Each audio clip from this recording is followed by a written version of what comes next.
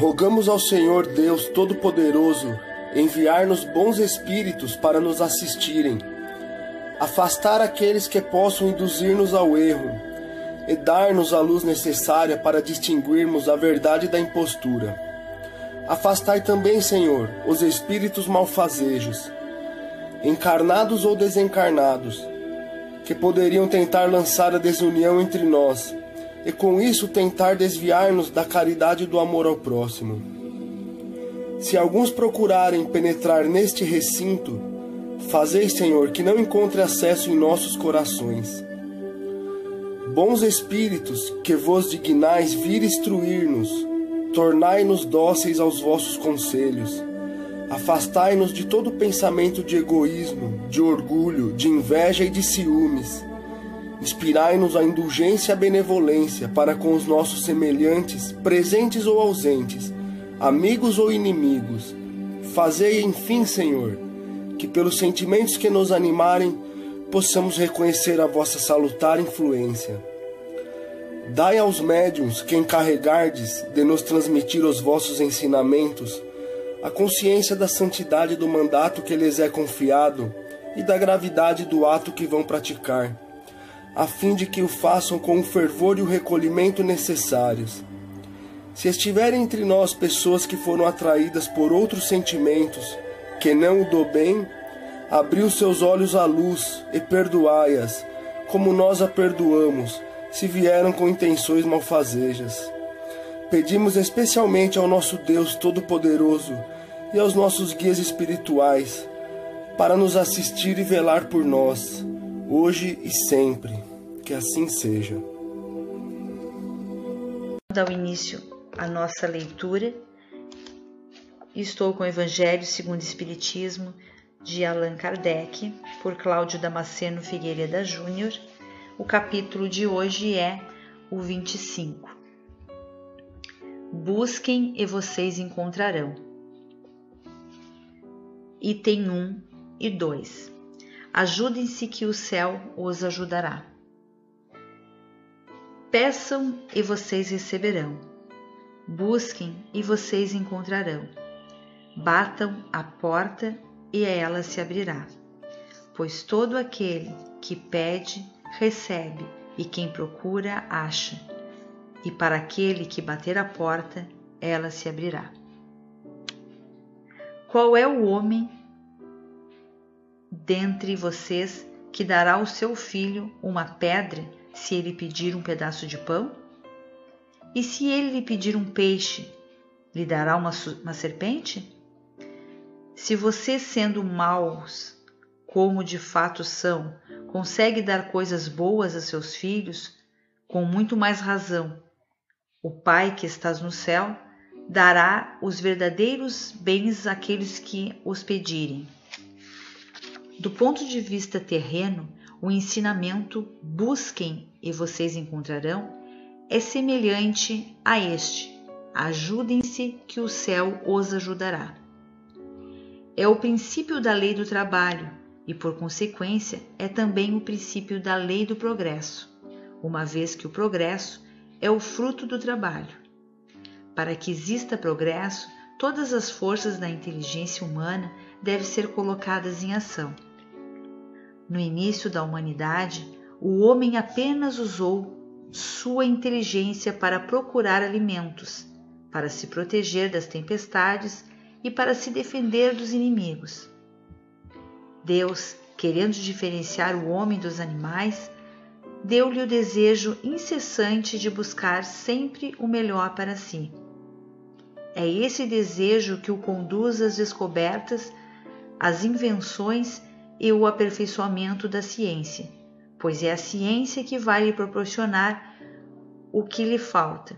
Graças às pesquisas, a sua inteligência desenvolve e a sua moral se purifica.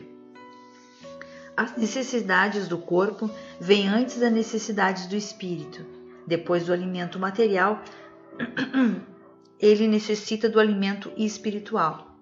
É assim que o homem passa do estado de selvagem para o de civilizado. O progresso que cada homem realiza individualmente durante sua vida é muito pequeno. Esse progresso não é percebido mesmo quando analisamos um grande número de indivíduos. Como então a humanidade poderia progredir sem a persistência e a reencarnação da alma?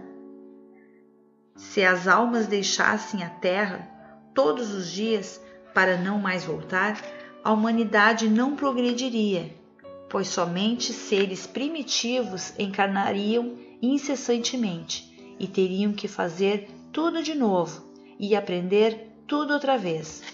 Se fosse assim, não haveria razão para que o homem de hoje fosse mais avançado que o homem primitivo, uma vez que, para cada nascimento, todo o trabalho intelectual teria que recomeçar. Ao contrário, a alma, retornando com o progresso que já realizou e adquirindo a cada reencarnação alguma experiência a mais, ela passa gradualmente do estado de selvagem à civilização material e desta à civilização moral. Olá pessoal, tudo bem? Lei do trabalho e lei do progresso. Quem cedo madruga, Deus ajuda. Era uma historinha que eu escutava dos meus pais, quando eu era pequeno, e que me motivava a ir para o colégio, a fazer qualquer atividade, Quem cedo madruga, Deus ajuda. É claro que meu pai teve que forçar a minha saída da cama muitas vezes, Como todos os novos jovens fazem, Até que entrem nos eixos e comecem a fazer o caminho. Essa lei natural, ela aborda alguns aspectos mais históricos, como o próprio texto nos fala, Ajudem-se que o céu os ajudará. Tomem ação. Façam acontecer. Que automaticamente as coisas vão se ajeitando. Para qualquer coisa que você faça, para qualquer iniciativa que tu tome, na tua vida, as coisas vão começar se ajeitando. É assim que funciona. Sempre foi assim. E qual é a nossa história, a nossa participação nessa história? É muito simples. A lei do progresso nos empurra à necessidade. Nós somos obrigados a nos mexer. Porque nós temos, em primeira instância, nós temos lá a necessidade de alimento, a necessidade de vestuário, né, a necessidade familiar. Então nós temos necessidades que nos fazem tomar alguma ação. Poxa, para te poder se alimentar, você vai procurar um trabalho. Isso nós vendo de um aspecto mais geral, né? Mais amplo. Historicamente, desde que começou a nossa história de humanidade, nós vamos buscando leitos de rios, vamos montando as nossas hortas, se estabelecendo em pontos, e assim a população foi crescendo e foi automaticamente dando os seus passos, né, no que nós somos hoje. Mas esses passos, eles não acontecem da noite para o dia. Não nasceu ninguém agora milagrosamente com um QI muito elevado que modificou a história do nosso planeta. Não. O Espiritismo nos conta que nós que habitamos esse planeta, nas nossas indas e vindas entre o plano astral e aqui a Terra, nas nossas evoluções, sempre lembrando que aqui é transitório, né? Nossa vida é transitória. Nós aprendemos alguma coisa. A cada encarnação, a gente desenvolve algum aspecto, desenvolve alguma tarefa. O que nós somos hoje é apenas parte do nosso todo, uma parte pequena, uma parte necessária para a nossa evolução espiritual. É apenas um lapso nosso vivendo na Terra, às vezes com necessidade e às vezes até com uma sobra muito grande, né? E essas diferenças que nós vemos, são reajustes. E esses reajustes, eles têm o seu passo a passo, tanto na riqueza quanto na pobreza. Ambas partes precisam mover-se, precisam fazer um esforço de compartilhar, um esforço de querer se sobressair de alguma forma. Esse se sobressair não deve ser aquele aspecto de nos levar ao egocentrismo, mas se sobressair dentre as dificuldades que nos encontramos. Assim como quem é rico também tem todos os seus problemas, quem é pobre também os tem. Não significa que um é mais merecedor do que o outro, não. Estando nós aqui nesse momento transitório, um deve ajudar o outro. Ah, com certeza. Isso sim. Não existe evolução sem compartilhamento, não existe evolução sem a união. O pouquinho que nós aprendemos hoje, né, um pouquinho que a gente desenvolveu nessa nossa vida atual, ao desencarnarmos, vai ficar armazenado, vai se encontrar com os outros pouquinhos de outras vidas. Nós já tivemos o nosso início, muito rudimentar, hoje já está mais elaborado.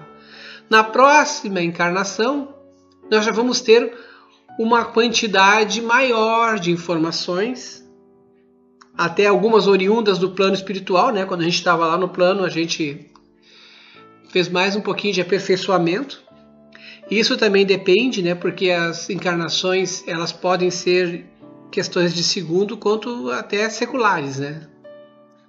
Existe uma média, geralmente um tempo é um pouquinho longo, mas para alguns é mais instantâneo, para outros é um pouco mais de tempo, né? Mas o que importa é que quando nós retornamos com uma certa gama de conhecimentos, né, de outras vidas que nos facilitam, né, vem como atributos que nos facilitam a nossa vivência. E aí, nessa nova condição, a gente busca enfrentar as dificuldades que se apresentam na encarnação. Então nós vamos ter sim novos dispositivos, novos, como é que eu posso dizer, novas aquisições, novos equipamentos tecnológicos assim que a gente nem sabe como é que funciona, mas aquele espírito tem a sua história, assim como nós. E podem ter certeza que é passo a passo, é gradual. Não devemos nos sentir menos em relação a certas áreas produtivas da nossa vida cotidiana. Não devemos fazer isso porque nós, como encarnados, temos apenas uma obrigação. A obrigação de evoluir espiritualmente. Essa é a nossa busca. E essa evolução espiritual, ela consiste em auxiliar o teu próximo. Muitos vêm preparados para poder ajudar. Mas todos somos humanos quando estamos aqui. Nós viemos lapidados e às vezes até sem estar liberados alguns conhecimentos antigos, nem formas antigas, para que nós possamos, nessa vida atual, trabalhar isso. É uma questão de a gente sentar, e olhar para si, olhar para o seu interior, reconhecer os seus erros, ver aonde é que está pesando. Como é que a gente pode reconhecer onde é que está pesando? É pelo que nos rodeiam, Eles vão dizer mais ou menos aonde estão falhando. Aqueles nossos inimigos, que nos apontam, provavelmente vão mostrar com mais clareza aquilo que às vezes a gente não enxerga, São alguns aspectos disfarçados de egoísmo, que afetam uma parte social, principalmente a nossa familiar, que é a mais próxima. Então é por aí que a gente já vai enxergando algumas coisas. Temos que ter a humildade de entender que não somos perfeitos, que estamos aqui em processo de aprendizagem, temos que viver conforme se vive aqui, é óbvio, E dentro dessa convivência, nós temos que desenvolver virtudes e a colaboração. Quem não sabe colaborar não vai saber avançar em etapas evolutivas. Porque na vida, o próprio Cristo nos chamava todos de irmãos. Entendem? Então faz parte de um conjunto. Você ajuda o seu irmão. Alguns podem não estar, digamos assim, em plena consciência do que esteja fazendo. Temos alguns irmãos que não têm a consciência das gravidades que cometem, dos absurdos que cometem. E se acham, o supra-sumo, quer dizer, se acham que são as pessoas que são merecedoras, mas não é assim que funciona. Mais cedo ou mais tarde, a pessoa não consegue mais andar com tamanha dificuldade, andar no processo evolutivo, com tamanhas dificuldades que gerou para si mesmo. Devemos aqui lembrar apenas do aspecto colaboração. O que nós plantamos hoje, nós vamos colher depois. Nós temos que trabalhar isso com bastante afinco, com determinação. Não, eu quero melhorar. Não adianta a gente botar data. Para quando eu estiver empregado, para quando eu estiver ganhando o fator X, para quando eu me sentir melhor de saúde, não existe.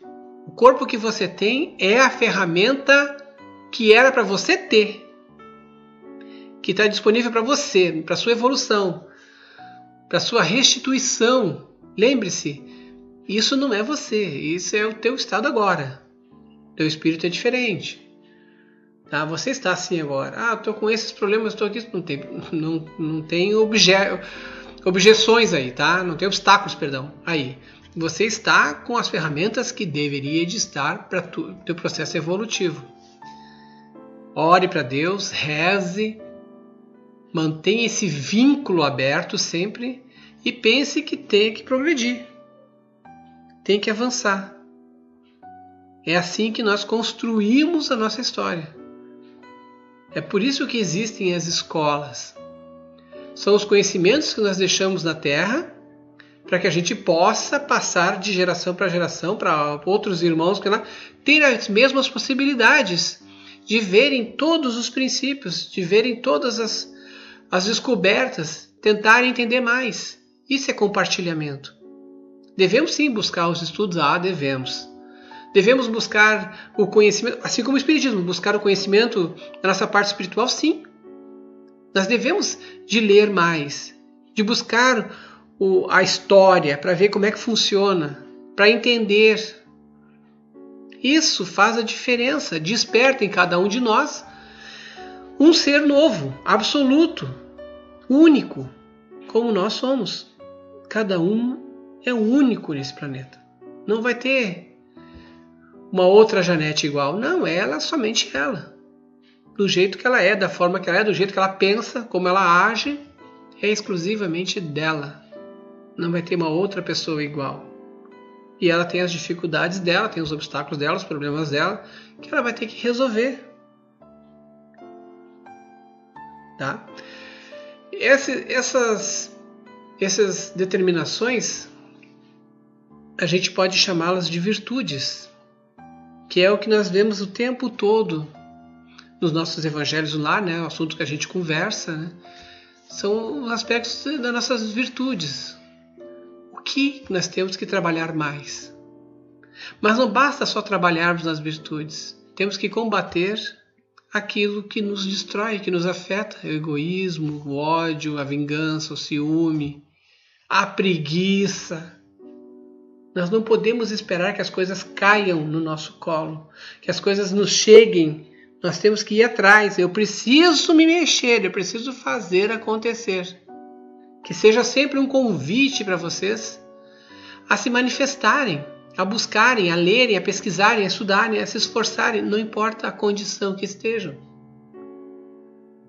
Tenham fé em Deus e muita paz no coração. Vamos agora preparar a frutificação das águas. Vamos pedir aos nossos amigos do plano espiritual que coloquem nas águas dos senhores os remedinhos que vocês precisam, tanto para o corpo físico como para a parte espiritual, e que a cada vez que vocês tomarem, sintam-se melhores, reconstituídos, revigorados, e que a casa de vocês seja abençoada e iluminada. Senhor, pedimos agora que os bons espíritos entrem em nossos lares, que as nossas casas sejam limpas e purificadas. Se houver entre nós espíritos inferiores, que eles sejam auxiliados e levados para os seus lugares de merecimento. Que as nossas casas se encham de amor e harmonia. Pedimos auxílio para o plano espiritual, para a corrente amiga do Dr. Bezerra de Menezes, para a fluidificação das águas. Que nelas eles depositem todo o amor e as curas para os nossos males. Nós te rogamos, Pai, de infinita bondade e justiça, o auxílio de Jesus através de Bezerra de Menezes e suas legiões de companheiros. Que eles nos assistam, Senhor, consolando os aflitos, curando aqueles que se tornem merecedores, confortando aqueles que tiverem suas provas e expiações a passar, esclarecendo os que desejam conhecer a verdade e assistindo todos quanto apelam ao teu infinito amor. Jesus, estende tuas mãos dadivosas em socorro daqueles que te reconhecem, o dispenseiro fiel e prudente de teus santos espíritos, a fim de que a fé se eleve, a esperança aumente, a bondade se expanda e o amor triunfe sobre todas as coisas. Bezerra de Menezes, apóstolo do bem e da paz, amigo dos humildes e dos enfermos, movimenta tuas falanges amigas em benefício daqueles que sofrem, sejam males físicos ou espirituais. Santos Espíritos dignos obreiros do Senhor, derramai as graças e as curas sobre a humanidade sofredora, a fim de que as criaturas se tornem amigas da paz, do conhecimento, da harmonia e do perdão, semeando pelo mundo os divinos exemplos de Jesus Cristo. Que assim seja. Que assim seja, e que a casa dos senhores seja iluminada com muita luz, com muita paz, com muita harmonia. Lembre-se que é vocês que fazem o ambiente melhorar. Já começa aí o progresso. Retribuam com sorriso, seja o que for que vier, né? Sempre com sorriso, com carinho. Agarrem-se à oração. Entrem na profundidade da alma de vocês e vejam lá todos os fatores que têm que ser arrumados. Devagarinho vocês vão arrumando. É passo a passo, gente, é gradual. E que todos recebam com muito carinho as bênçãos e as luzes dos espíritos amigos que estão com vocês.